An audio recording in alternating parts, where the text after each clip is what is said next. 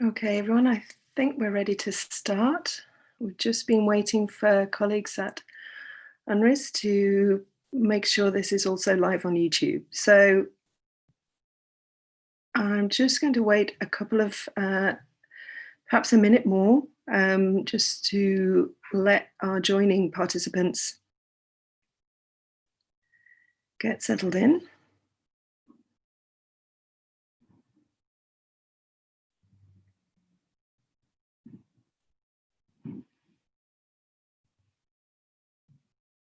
Okay.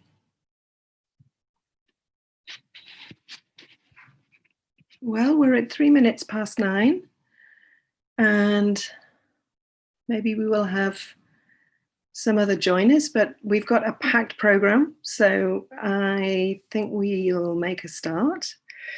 So a very big welcome. Good morning, good evening, good afternoon to those of you who have joined us. Thank you so much, and welcome to our second session in our Just Transition Research Collaborative webinar series entitled Justice in Low Carbon Transitions. My name is Jo Cutter.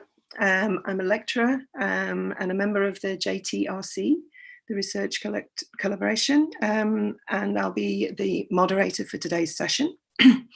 I myself am a researcher interested in how different industrial relations systems shape the responses of unions to low carbon transitions, and I'm also a trade union rep. And so I'm really interested and excited to hear from our panel today, which I'll introduce more formally in a moment. This webinar series is organised by the Just Transition Research Collaborative with support from the Rosa Luxemburg Stiftung. And I must say, as a newish member to the JTRC, I want to extend my thanks to the work of Dunya Cruz and the UNSRID team and the network of researchers, policymakers and activists who have built the work of the collaborative over the last 3 years. And if you want to know more about that work, I think colleagues are going to put up a page to the UNRID website that gives a history to that work and explains its third year, its aims for the third year, and this is also where details of past and future webinars will be posted. So, okay, on to today's session. This is part of a series that's ongoing over the next couple of months, and we are wanting to share some of our thinking on a range of aspects of just transitions that we feel are relevant to advancing justice within the wider debates and discussions and indeed implementations of climate policy and decarbonisation efforts. And as Eduardo Moreno last week very powerfully put, the idea of just transitions has emerged historically from frontline worker struggles and has both a transformative and organising potential, but has also been taken up at a policy level and is embedded at international sort of policy within policy frameworks on climate mitigation. But this begs the question of how and where worker movements are engaged in this broader and newer construct of just transition. And so this is the theme for today, in thinking about just transition as a worker movement in both the global north and the global south. And we'll be showcasing some examples from the UK, from South Africa and the Philippines to highlight the role of both formal and informal workers and their movements in these different contexts. So I'm joined today by a really great group of panelists who are going to share their insights, both as researchers and as activists. And after the initial round of presentations and some reflections from our discussant, David Hussel, we'll have time for some Q&A. I'm ably assisted by Dunya and her colleagues Sergio and Akiko in the background, who can support us from UNSRID with both monitoring, chat and the Q&A. And if you have any support needs, do contact them through the chat. Before we start, just some announcements on how we're going to work. I think hopefully you're familiar with the sort of Zoom functions, but sometimes webinars are slightly different. So just to say what we have today. Firstly, just to notice that the session is being recorded and it's also being live streamed on the Unrisked YouTube channel where it will be available afterwards. You can see that at the bottom there's a chat and a Q&A box. So please use the Q&A function for specific questions that you have for either a particular panelist or for the panel as a whole. You may also know that there's a vote function. So if there are questions from other members of the audience that you like, please vote them up. This is really helpful. Last week there were loads of questions, so it's really great to have a sense of the themes and topics that have a broader interest across the group. And also use the chat as you were already doing. Introduce yourself, say hi. It's really great to have a sense of who's with us and involved in the call, and obviously to share your sort of details across the network. At the very end of the webinar, I'll remind you of this. I'll also, there'll be a short questionnaire just to get some feedback on both obviously this, but obviously thoughts for shaping our future events, of which I'll give details at the end. Okay, so that's the formalities in terms of introductions. I can't see that there's anything specific in the chat, so I'll move forward just to introduce our presenters. We've got 3 presentations with 8 minutes each. I'm going to be timing. I will chip in if there's any overrun, because we really do have a fairly tight program and some great material to get through. So first up, I'm going to introduce Jenny Patient. She's a doctoral researcher at the Department for Urban Studies and Planning at the University of Sheffield. She's researching, well, she'll obviously introduce her research, but her doctoral research is an action research project embedded within the Just Transition Task Force, which is headed up by the Yorkshire and Humberside Trade Union Congress. So without further ado, I'll hand over to Jenny.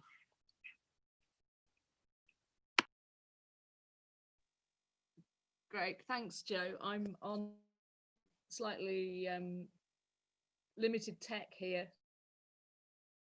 today. Can you hear me okay on my phone? Yes, it's okay, Jenny. It's a bit juddery, but do you want to go for it? The slides, Joe. Sorry.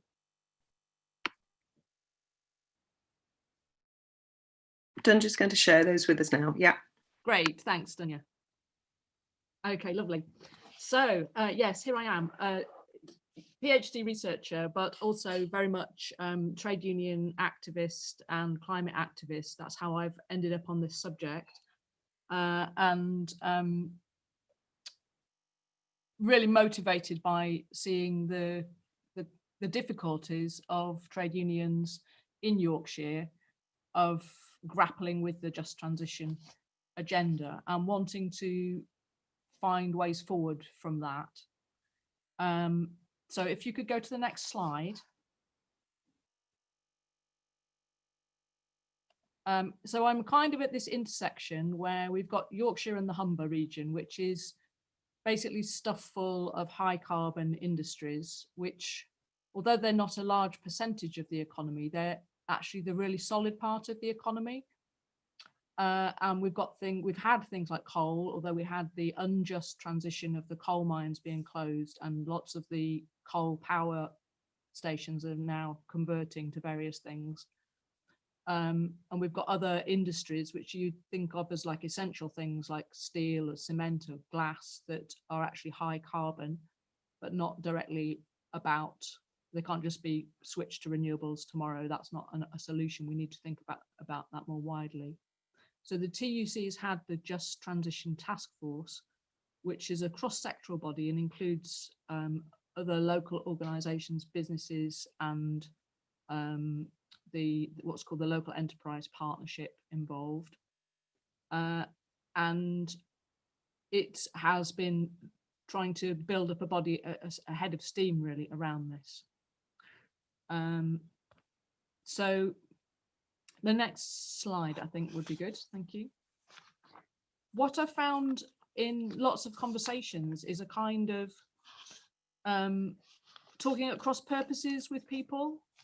And I realized that a good way to understand this was that sometimes people are talking in quite an ecocentric way.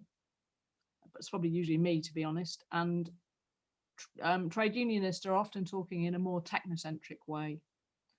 So I've had a look into this and looked at some of the examples of how those two things are different.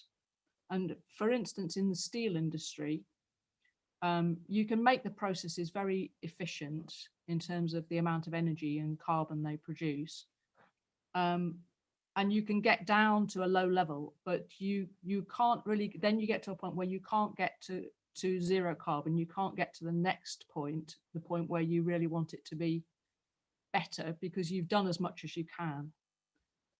If you want to, and I had this as part of a lecture from somebody in the steel industry, you know, if you want to get further, you have to really rethink the whole industry and think about it in a circular economy kind of way, where, for instance, the big construction steels would be leased out by a company instead of being melted down and remade when a building is knocked down and we need to make a new building. So it's like you're thinking about a much wider economic change and company change and job role change. And that's an illustration of the difference between thinking in a modernizing way and thinking in an ecological way. So if I could have the next slide. I found another kind of contradiction in how we're thinking about just transition in the unions in Yorkshire was we at the TUC conference, which was in 2018, and there were two motions which were essentially about just transition and how to do it. And one of them came from the energy unions, which is three fairly large unions and one that's very much in the power sector, defining themselves as the voice who should be saying how just transition should be done in the UK from energy workers. And to be fair, the communities around that, but they were very focused on those industries. And then from the trades councils, so the local labour councils, another motion which said, actually what we're doing in Yorkshire and Humber is to think about a broader regional economic strategy or an industrial strategy and how that can be low carbon, including those industries and including protecting those jobs, but trying to think about this in a more systematic way and asking for that to be kind of rolled out across the country. So yeah, those have kind of defined, if you like, two approaches and a certain amount of conflict and problematic relationships in the unions in the UK. The next slide, please. So the one of the meetings of the research collective, we were talking about the role of the private sector, and I went and had a look at some of the work done by the Cambridge Institute of Sustainability Leadership on just transition. And they've identified these 4 levels. And so my thoughts on that really, and it does bring up examples from my research really, that unions are used to working with employers at the technological level. Like for instance, Unite, the union, is very much into a body called Sustainable Aviation, where they're looking at cleaner fuels, which are great for the workers because they're less polluting, less, cause less problems of health and safety, and they are slightly lower carbon. But again, they're on that modernizing pathway that says, maybe if we just change things a bit, it'll be okay. Organisationally, obviously, unions are training people and acting as green reps and trying to see collective bargaining happening on carbon at the company level, but often at sort of a lower level than the company themselves are making these decisions about carbon. At the social level, you can start to see the social impacts of things like what kind of transport systems we're reliant on. So the TUC in Yorkshire and Humber is campaigning around better buses, which would have wider impacts for the community, for society, and for the climate, as well as for workers. So it's like defining the interest more widely. And institutionally, I mean, I have to say things have been pretty bad for the last 10 years in most of the bodies which used to involve trade unions in the UK, are kind of like minimized, reduced, got rid of, and there is very little kind of channels for that kind of institutional change where you can say unions can play that active role in redesigning what just transition could look like. So, but we're trying to fight our corner, and we're trying to do more in the city regions, which are one of the new levels of devolution in the UK. Yeah, so next slide, thanks. So I suppose this is just to summarize really at the end that I think there's, when we talk about the role of unions, that you can see a narrower role, which is obviously always going to be there for unions, which is really very much about protecting their members' jobs. Of course, unions do that. And of course, they should do that. And they will probably still be working with the employers at the level of technology or organizational change. But that narrow focus on the modernizing pathways, the ways that we can make things a little bit more efficient instead of redesigning them, is not going to get us the whole way towards a just transition.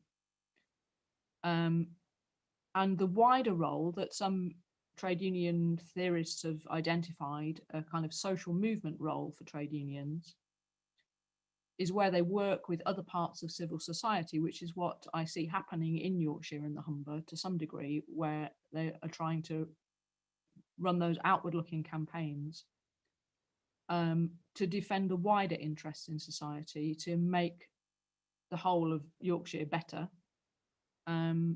to achieve a just transition at the social and institutional levels, to change the way things are done and the impacts for society. And that is part of thinking more ecologically and is a step towards a way that we could actually redesign and find new ways to just transition.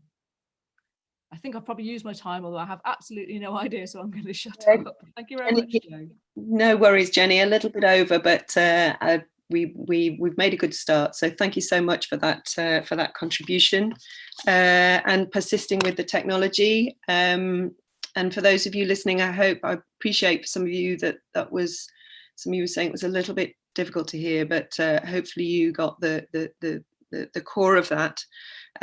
Some really interesting themes emerging of the contradictions that unions are trying to work through. I noted down very much, particularly, I mean, this is the region that I am from, you know, the legacy of previous unjust transitions is certainly one that figures quite strongly in current debates, but really interested also to move the discussion away from a UK Eurocentric conversation to introduce Woodrajh Aroun. His presentation is going to be focused on worker participation in South Africa's just transition. And Woodrajh is the former education and parliamentary officer at the National Union of Metalworkers in South Africa, or NUMSA. And he has played an active role in the union's energy research group and contributed actively to in-house publications for his union. So I'm going to hand over to Woodrajh. Thanks, Jo. I'm gonna, well, yeah, I gotta share the screen, so I just want to get this PowerPoint put up.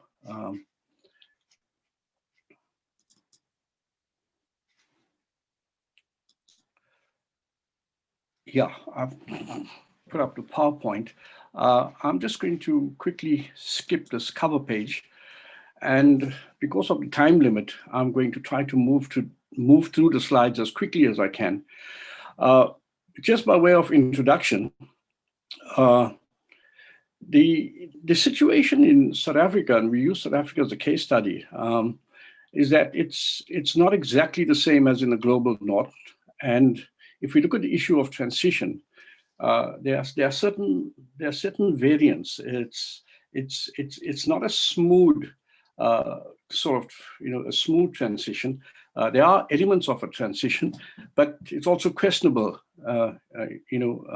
So just to start off, in 2011, the COP17, the UNFCCC COP17 was held in Durban. And at that point, there was a lot of excitement amongst the unions and environmental organizations and activists and so on. And there was this, what they call a signing of a green economy accord between labor, business, and government. And this accord was seen as an endorsement by labor of the need to gradually shift South Africa's economic trajectory and dependence on fossil fuels to a low carbon path. So this was a very important endorsement. But there was also a number of progressive resolutions. The unions adopted a number of progressive resolutions on climate change, and also for a socially owned renewable energy sector. So this was a very, very significant time. But a few years down, we find that it wasn't the same enthusiasm anymore. And labor does a U-turn, a complete U-turn. And this is what I'm going to be looking at, is that, why was this U-turn? Why did they turn their backs on renewable energy and so on?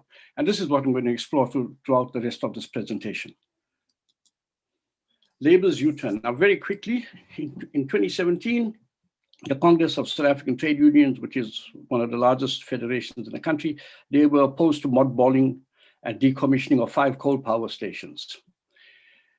In addition to that, the National Union of Metalworkers, together with a group called Transform South Africa, they went to the High Court and to interdict and stop the Minister of Energy from signing renewable energy contracts with independent power producers. They argued that renewable energy, by its nature, was intermittent and incapable of providing a minimum amount of electricity, what they call baseload, and so on. And they also argued of massive job losses along the coal supply chain. And they used this argument in its bid to stop the signing of renewable energy contracts. National Union of Mine Workers, which is also a very large union affiliated to COSATU, they threatened to withdraw support for the ruling party if government continued with its renewable energy program. And they said clean power will destroy jobs and create ghost towns in coal mining areas. To continue with this labor's U-turn, the Integrated Resource Plan 2019, which is the country's plan to procure electricity, leading trade union federations voiced their concerns over the diminishing role of coal and nuclear in the country's energy mix, and this further illustrates the swing towards fossil-based energy sources. And then the support for nuclear gained ground from the National Education, Health and Allied Workers Union. It's a very large public sector union, and they organize workers in an energy cluster. And they put forward a strong demand for the inclusion of nuclear energy in the revised resource plan. So there was this growing resistance towards renewables and cleaner sources of energy. Now, when we look at this, we ask ourselves, why, despite the support for a just energy transition, the labor movement turned their backs on renewables in defense of fossil-based energy systems? And there are a number of reasons for this. First, it was workers' anxieties and fears, loss of jobs. And we did some interviews, a colleague of mine, we did some interviews. And workers have a very, very genuine concern. They fear that there's going to be massive loss of jobs in these traditional energy sectors. Then you had the stop-start nature of South Africa's flagship renewable energy program. It was unable to create a kind of stable base for the development of a vibrant renewable energy sector, heavily dependent on the global north for technology and skills, in spite of commitments to increase targets for local content and localization. So the flagship program just didn't deliver. It wasn't building the kind of support base that could allow for this transitions for workers to move into new energy and cleaner forms of energy industries. So workers became skeptical of the program, and whether it had the capacity to attract workers displaced from traditional energy sectors. And there was strong presence of workers from fossil-based sectors. There was a very strong presence of workers from these sectors, and they had a stronger voice to defend fossil-based sectors. So in the unions, there was a very strong, voice from workers in the traditional energy sectors.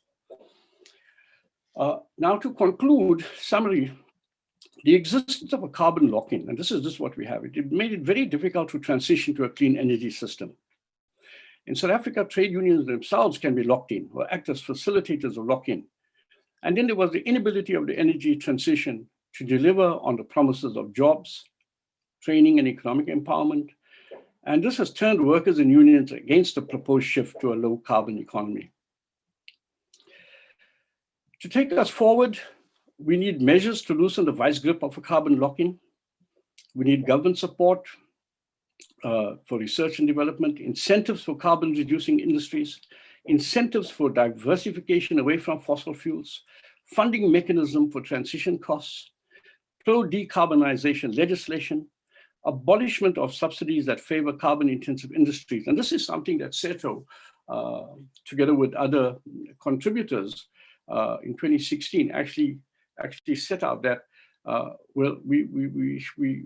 the idea of a transition, the whole, the whole movement, it's possible, but there are things that have to be done. Otherwise, we remain we remain locked in within carbon-intensive industries.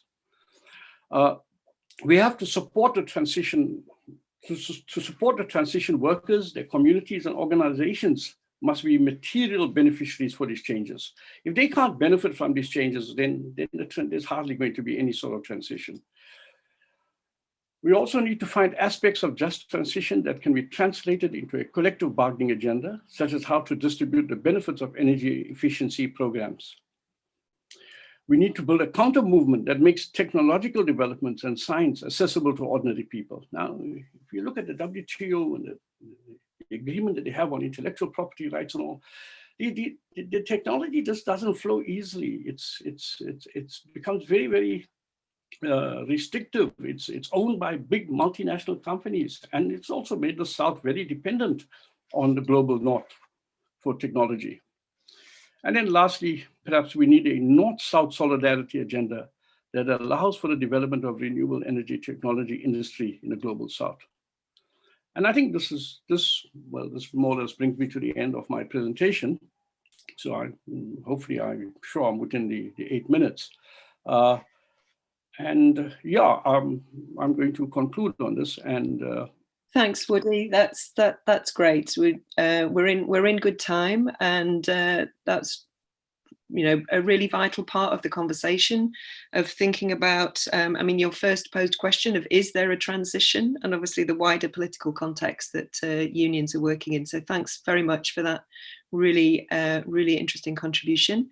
We're going to pass over to Susanita now. Could I just ask, Woody, that you stop sharing your screen so that Susanita can put hers up?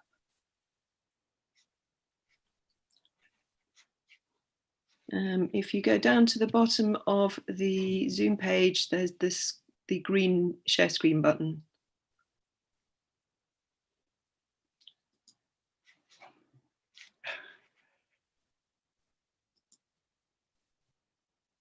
I'm not sure what's going on here now.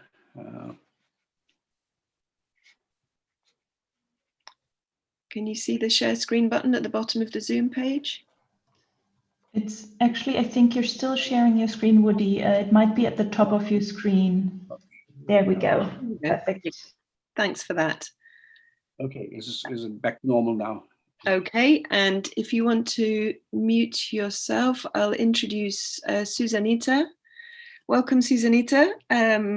She's president of the Alliance of Workers in the informal economy sector, Always. and she's a council member of the National Anti-Poverty Commission for workers in the Informal Sector Council in the Philippines, and going to give us a contrasting conversation about the role or about involvement of workers in the informal economy in questions of transition. Susanita, if you're ready to go. Can you see my slide now? We can see them fine. Are you okay to put them in? Shared already. Are you? Could you pop them into presentation mode? Yeah.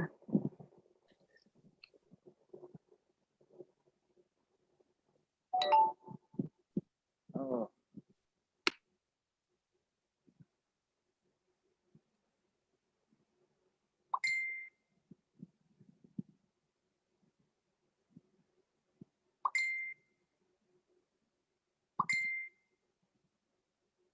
Okay, can you find me?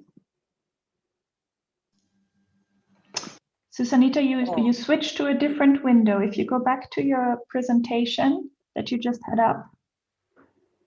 No, okay. You're sharing not the right window right now.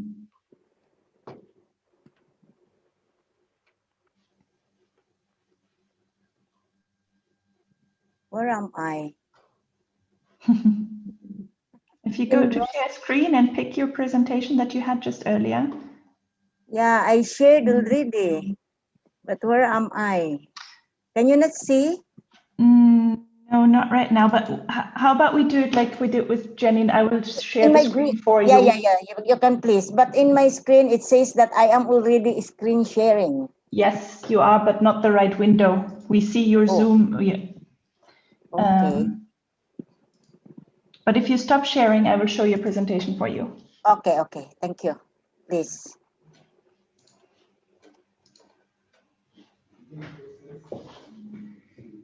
Good afternoon. This is our contribution to a just transition from the Philippine informal sector. And we consider just transition as one way of addressing decent work deficits in the informal economy of the Philippines. Next slide, please. The outline is what is required of me from this activity. Distinction between informal economy and informal sectors, and then two interventions that we have been doing in the country: small-scale transport, or the e-trike ADB government project for the local government units, and the small transport, and then Quezon City solid waste management on the social protection. Next, please. Okay, so what is informal sector? I did not get the whole definition of the Philippines, but it is NECB Resolution number 15, series of 2002, but instead proceed to the characteristics. The informal sector are enterprise-based. They are defined as enterprise-based in according to the 15th ICLS. So they can be owned and operated by on-account workers. They can be either alone or in partnership with members of the same or other households, or may employ one or more employees on a continuous basis.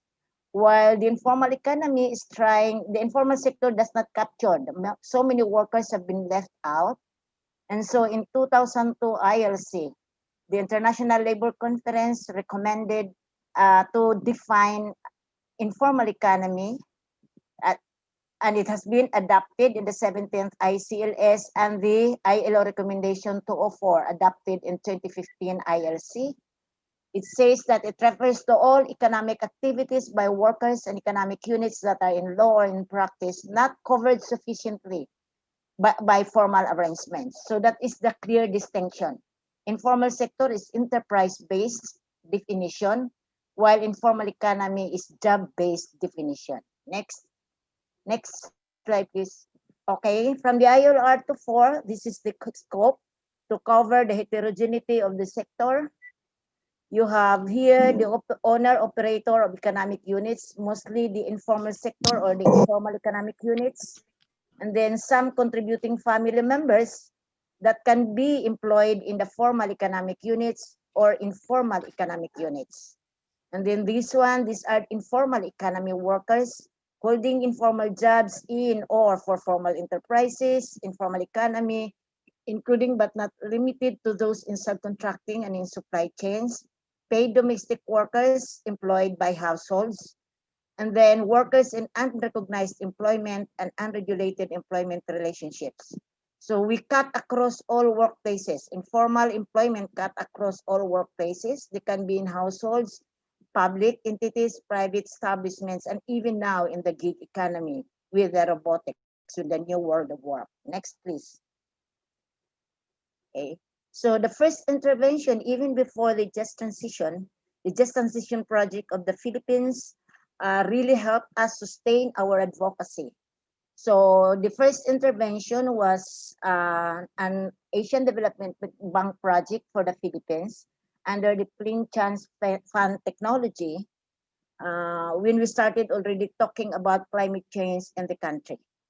So the first project was this one, the mitigation of climate change through increased energy efficiency and the use of clean energy. And that project was proposed to propose market transformation through introduction of efficient electric tricycle projects. As early as 2004, there were already 3.5 million tricycles, the tok-tok in other countries, tricycles in our country. And in Metro Manila alone, there were 200,000 tricycles. And adding up other vehicles, it comes out with a 10,000 transportation who are emitting, who have emissions, or in short, tons of carbon dioxide annually. And therefore, it was decided that e-trike project will be accessed by the Philippine government. And in those interventions, in those workshops, we participated with the Asian Development Bank.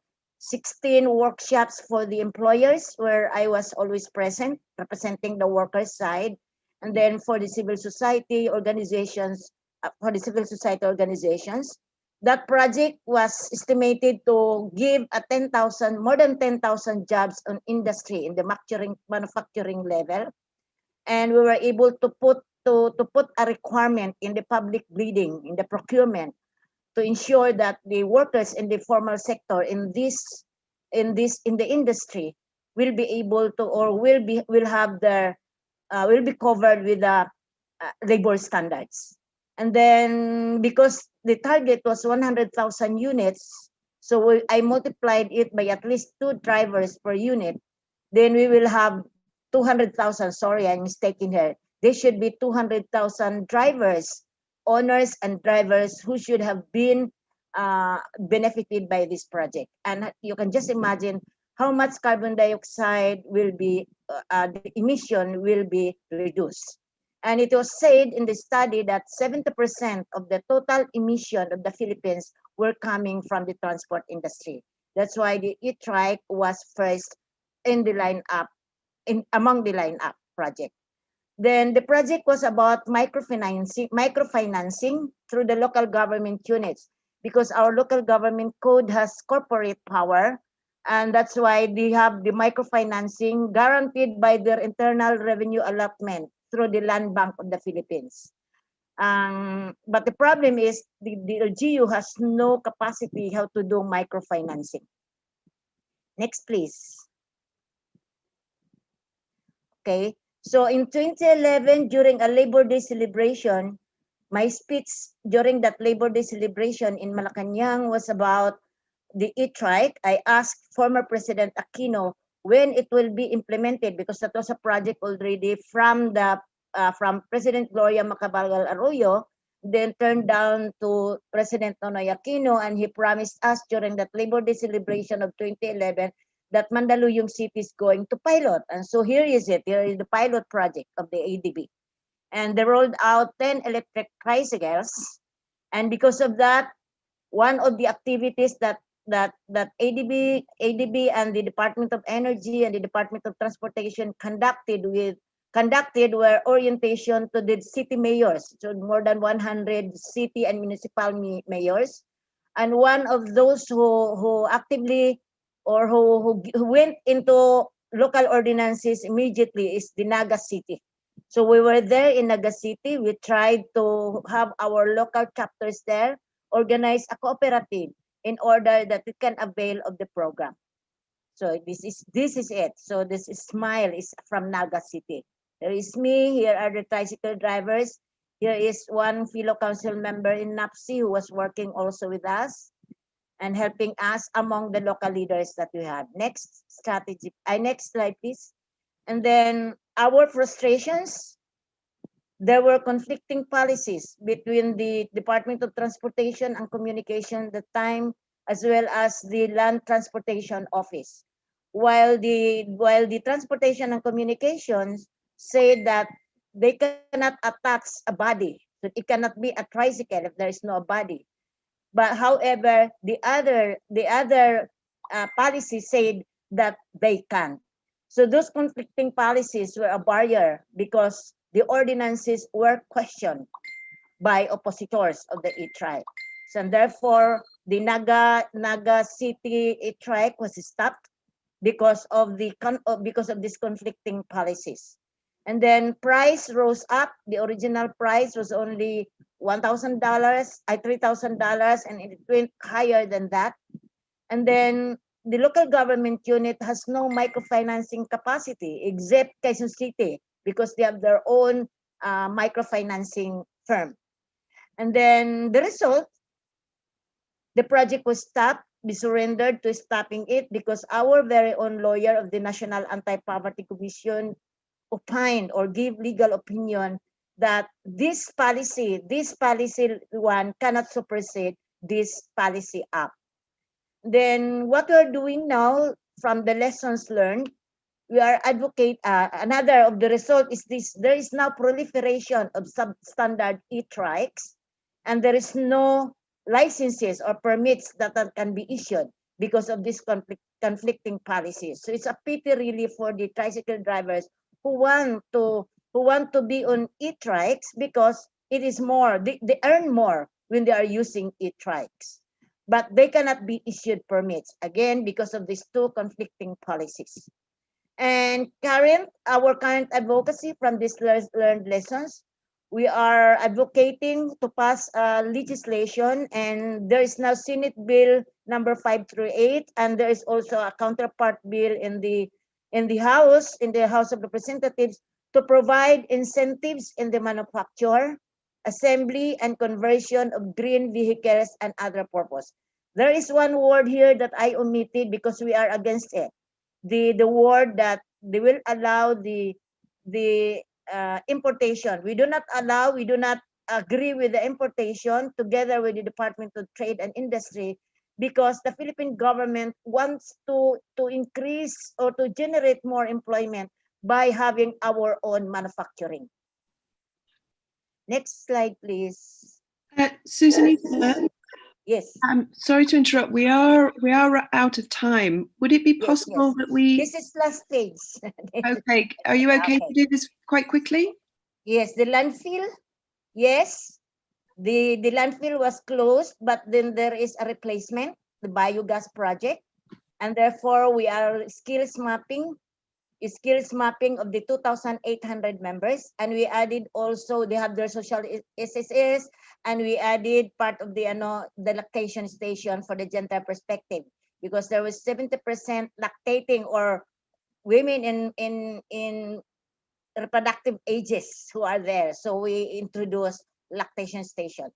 The last page. Okay, maraming salamat. Thank you.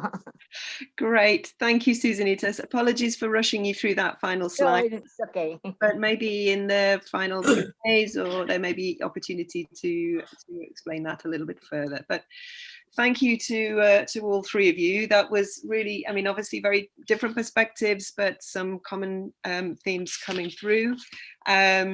And in a moment, I'll invite David Utzel to reflect on those presentations.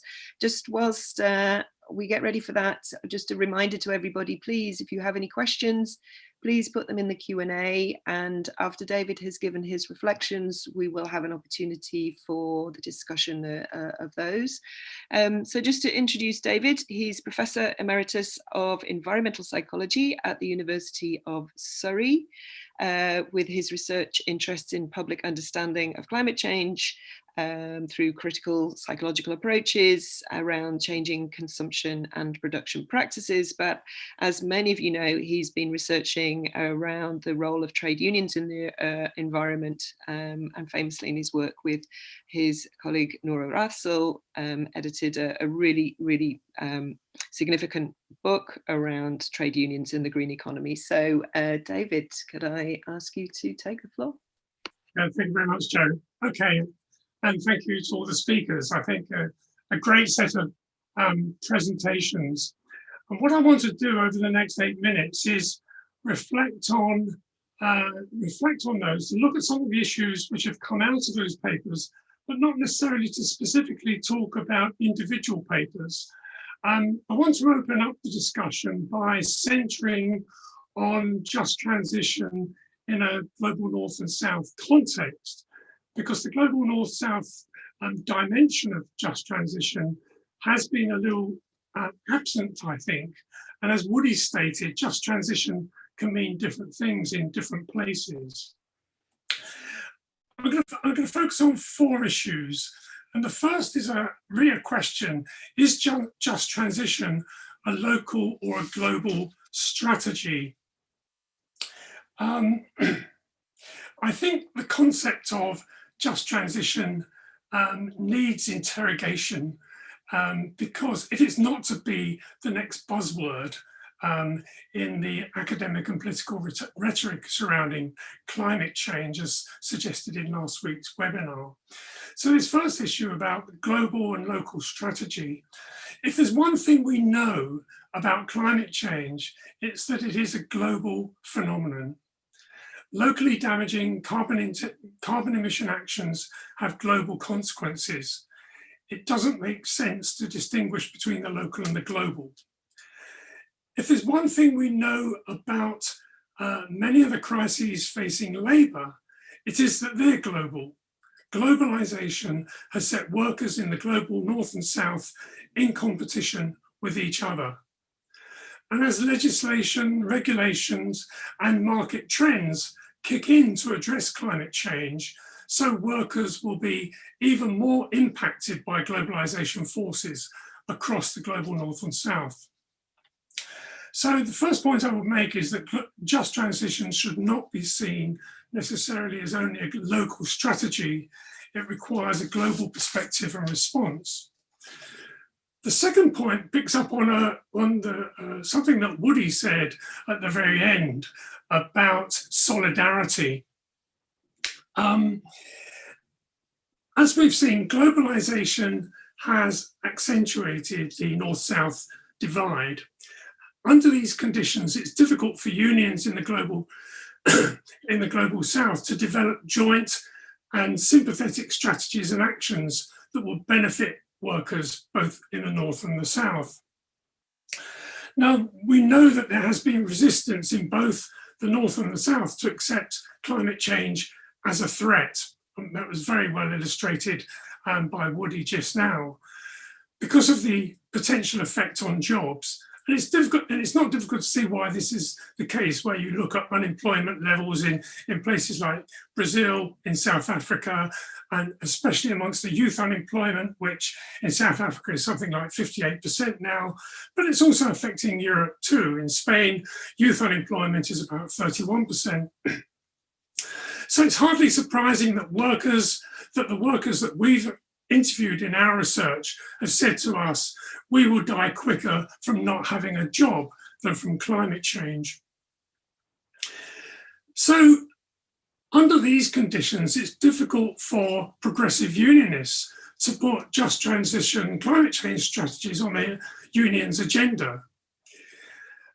And it's not just a problem in the global South. There are examples of unions in the global North advocating protectionist policies such as border adjustments, by which imported goods such as steel from low-cost economies are heavily taxed in order to protect jobs rather than to create a level playing field, or what my colleague Dimitris Stevis calls green nationalism. And then one final point, I make this as a psychologist. It's notable that certain groups, when certain groups face oppression or come under attack in one part of the world, other workers in other parts of the world stand up, protest, and support. These are the ones that immediately come to mind for me. There's a strong identification between members of what are called occupational communities. But when other types of workers in one part of the world face appalling abuse, deprivation, assaults, horrendous working conditions, there is little international solidarity with fellow workers overseas. One gets no sense of the same kind of transnational occupational community solidarity. And there I think of garment workers, agricultural labourers, miners. Climate change is creating appalling working conditions. This is where there needs to be shared identities, solidarity, international collaboration and action. Perhaps encouraging such international occupational solidarity as part of just transition programmes is a way of linking local actions and global effects, especially as trade unions, for example, are both local and global. The third issue I want to raise is about power relations. And again, it stems from the work that we've been doing, Nora Ritson and I have been doing over a number of years now. We found in our talking to unionists in the Global South, where they talked about their unequal relationship with unions in the Global North. For example, they would cite that most international trade union bodies are situated, led and staffed from the Global North. And while unions in the Global North will be sympathetic and supportive, superior numbers and wealth means that they inevitably dominate policy. It was that unions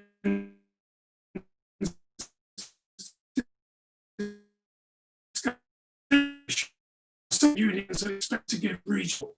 The role of unionism at an international level is a Western one, and there is a low awareness of the problems of the Global South.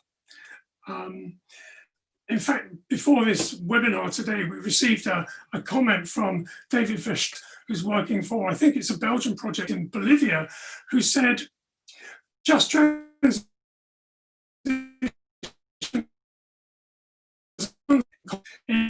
no, it's David, I'm really sorry. I don't know if other people are. Yeah, I've just got one more. No, it's not. Yeah, I've just got one. It's not time. It's the audio. Audio just keeps cutting out. I had just as you were coming into that final point about the quote from a colleague. So if you could just try that again, because we lost it. Yeah, sure. Well, we had a quote from someone before this webinar from working in Bolivia, and he said that just transition as a concept is still a very Western concept. In Latin America, few unionists know about it and few unions promote it. And the last point that I'd like to make, the last issue, is about should just transition be top down or bottom up? There's a danger that simply because just transition, I think it was as Eduardo mentioned last week, just because just transition is discussed by policymakers and is included in the Paris Agreement, that doesn't mean that the job's done. To what degree are ordinary shop floor workers or rank and file unionists or informal workers for that matter of, let alone engaged with just transition initiatives. In our research with union activists, we got the feeling that this was the exception, or is the exception, rather than the rule. Just transition is often very much a top-down process. But how do you take workers with you? Because this is precisely what needs to be done if you're to overcome the problems that I've identified over the last few minutes of seeing just transition climate change policies as a threat.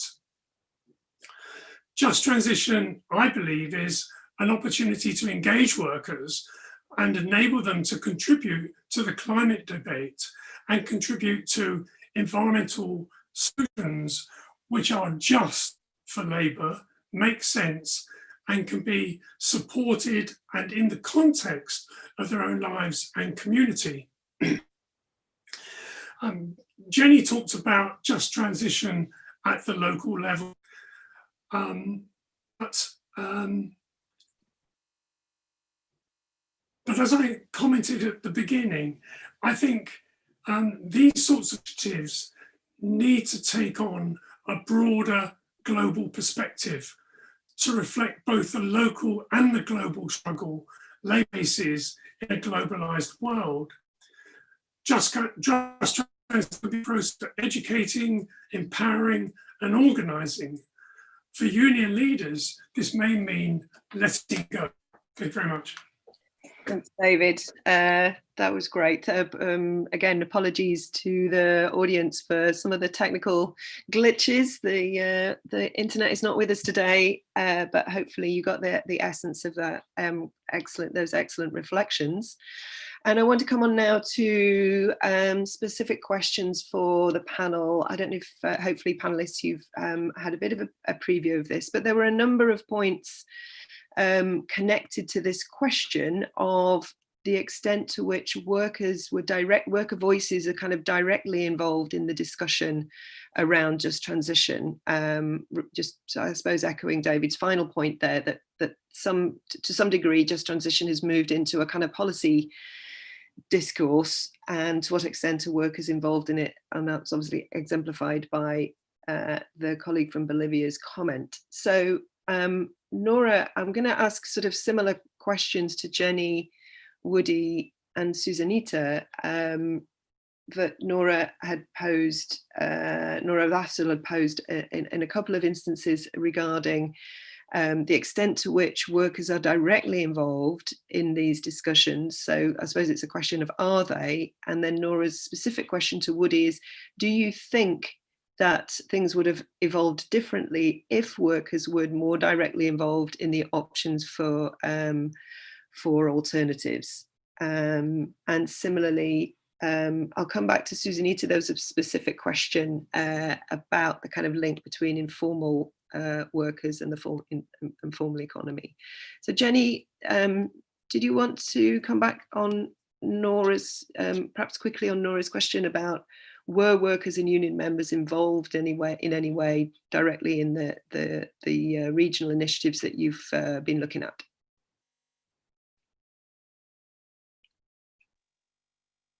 Sorry, could you repeat that, Joe? Sorry. Yeah, Nora's question was, were the workers and union members involved in some way in transition processes directly? Yeah, that's been really interesting.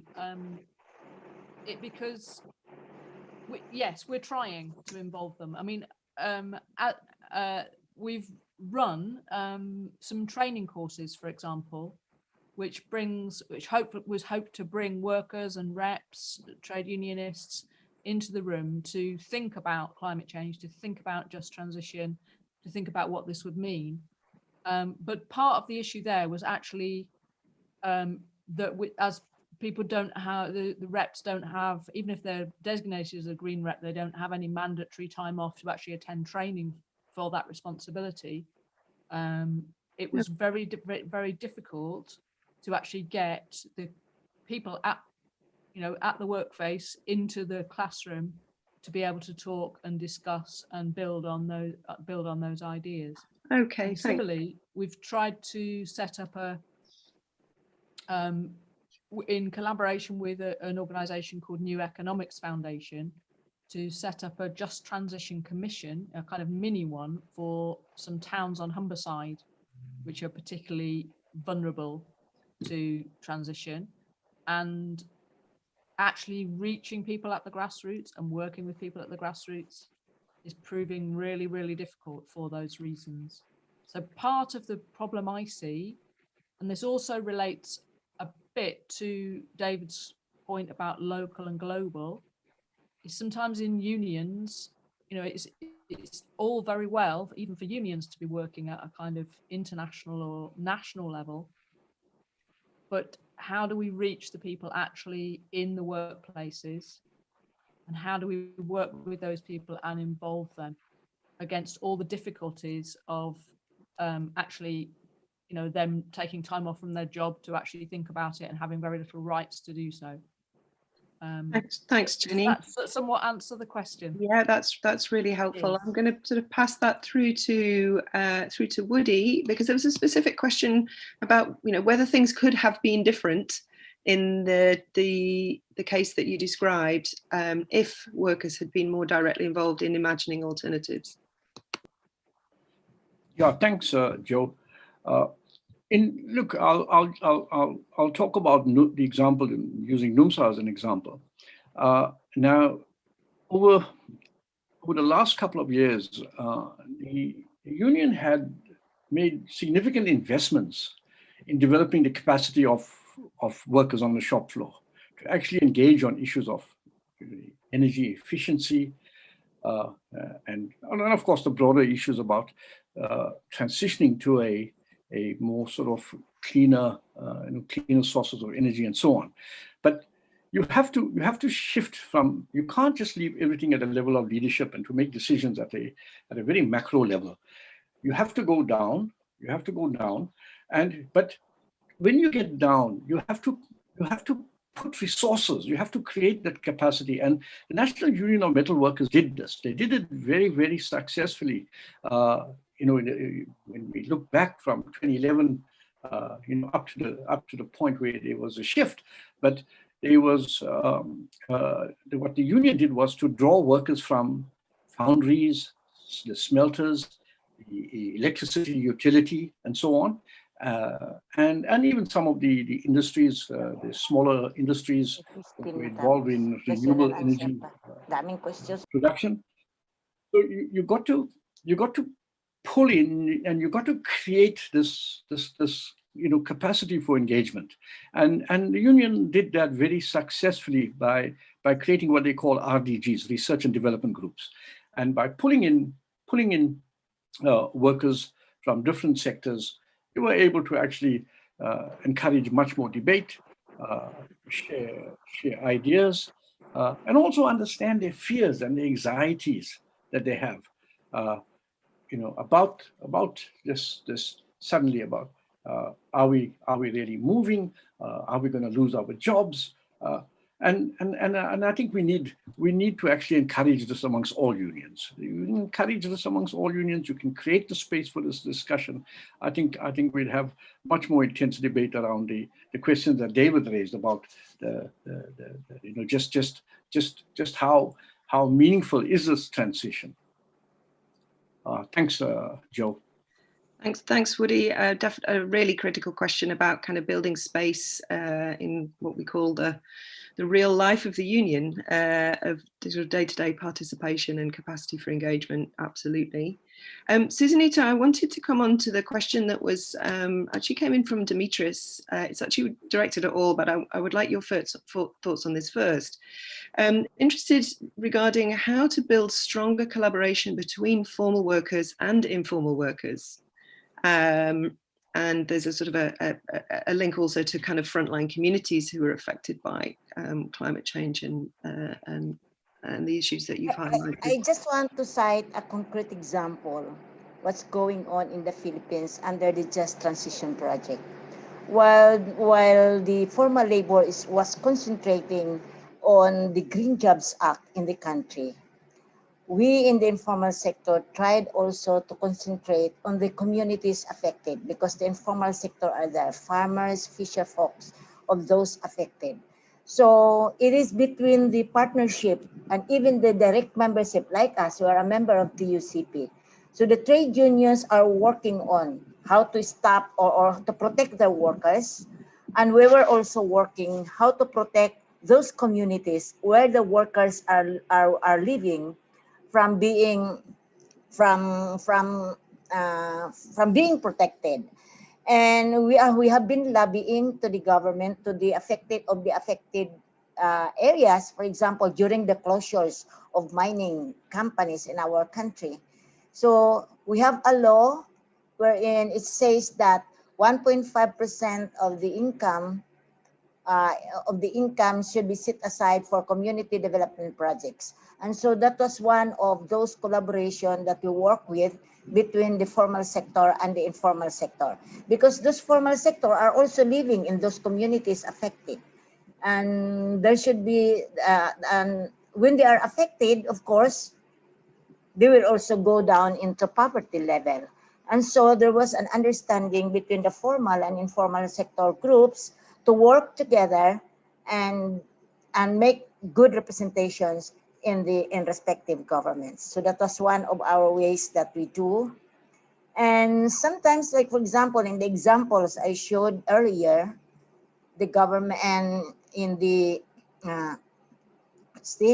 we requested always our trade unions to help us in lobbying for legislations. So they make a lot of movements as far as legislations are concerned to protect the workers in the informal sector. Now, our own party list in the Trade Union Congress of the Philippines is heading the way of passing our legislations for the informal sector. Thank you. And then there are other questions addressed to me.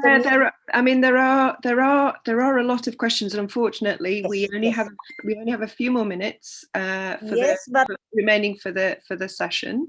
So what I would like, perhaps we could go around quickly to all of the panelists, because I think one of the central discussions that the session has raised is about how to build solidarity and connections between North and South, in a sense, how and where this might happen.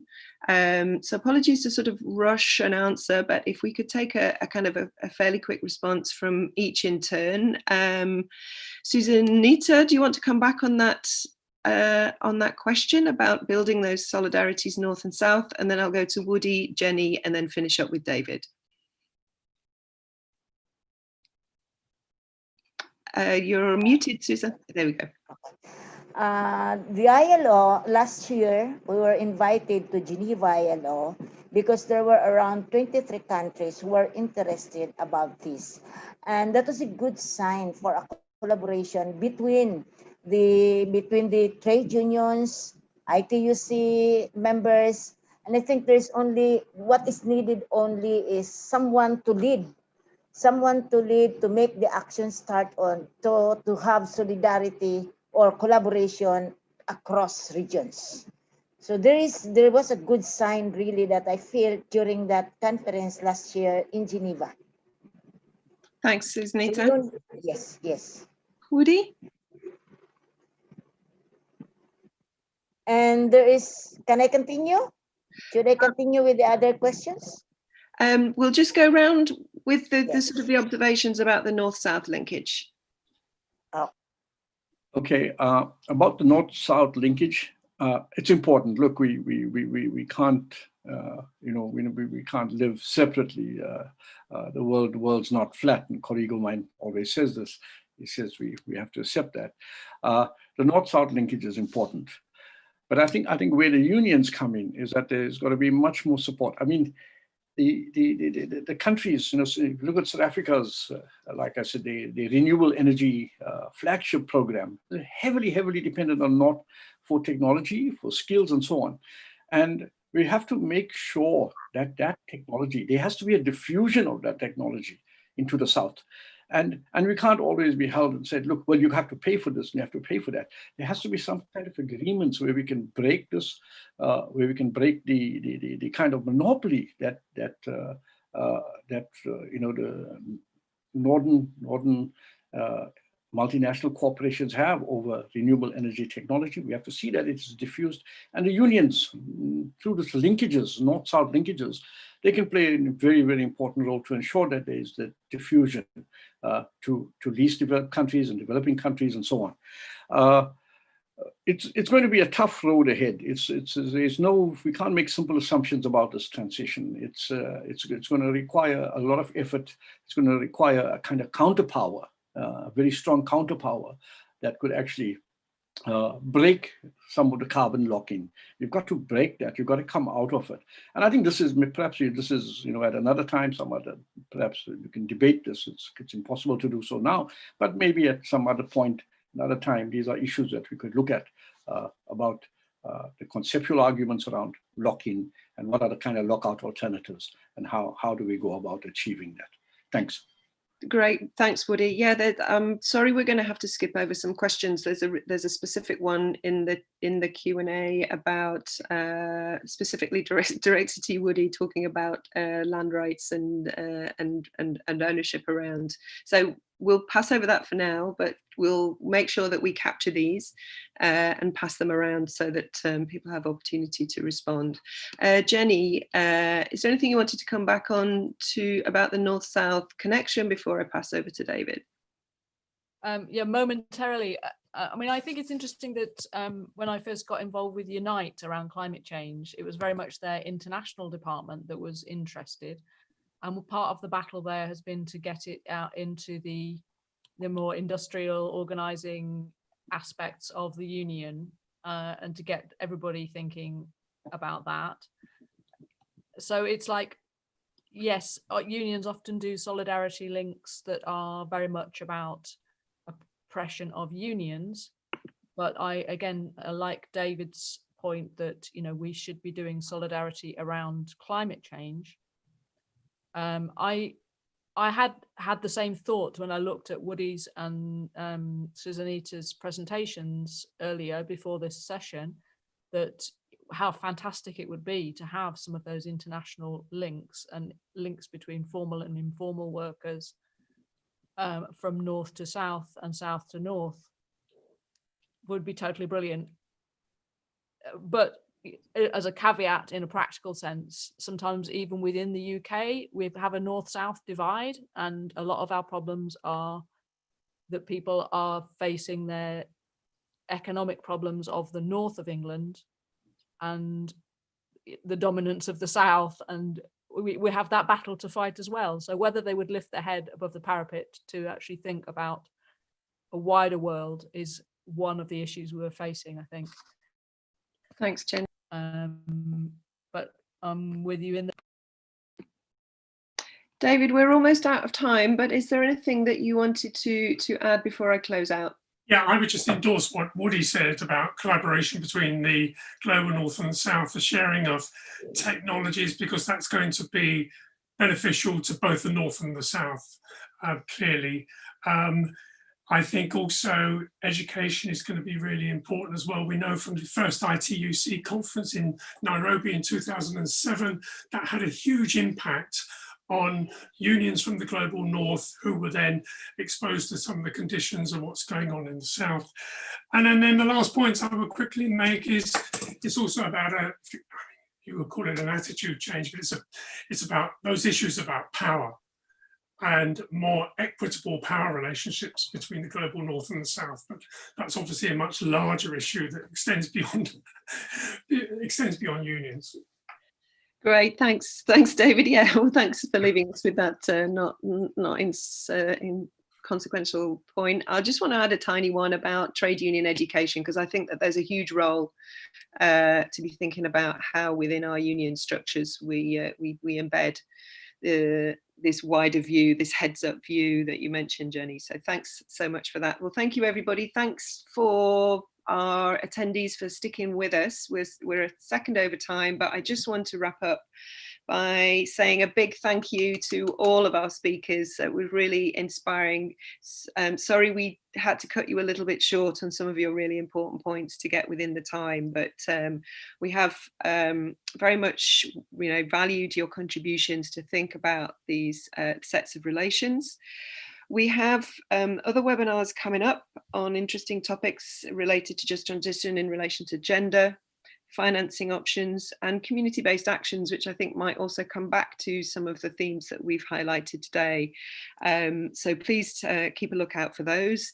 Please, if you want to follow up, get in touch with the Just Transition network. The links have been put in the chat, and you'll be able to look back at the recording on the YouTube at the UNRISD site there. So please do keep in touch, and we look forward to welcoming you to a future session. Thanks, everyone. Thank you very much. Thank you, Jo. Bye, everyone. Thank you.